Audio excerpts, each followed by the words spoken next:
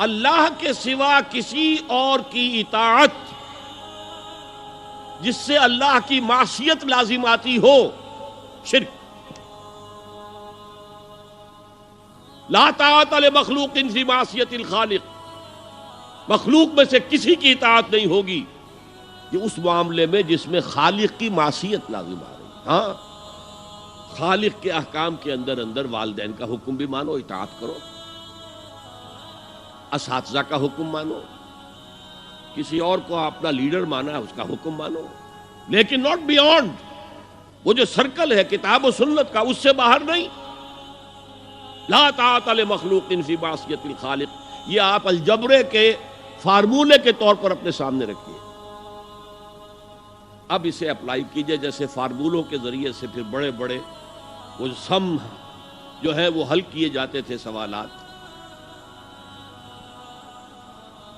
صبح کا وقت ہے، آنکھ بھی کھلی ہے، کوئی اذان کی آواز بھی کان میں آئی ہے، آپ کا نفس کہتا ہے ابھی سو جی۔ آپ نے اپنی چادر یا کمبل کو درست کیا اور کروٹ لی اور سو گئے۔ یہ کیا ہے؟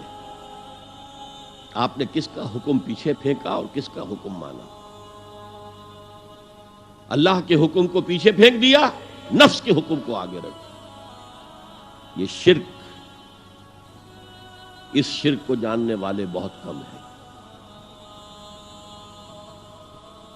مولانا روم نے خوب کہا تھا، نفس ما ہم کم ترس فرعون نیست لیکن اورعون ایراعون نیست۔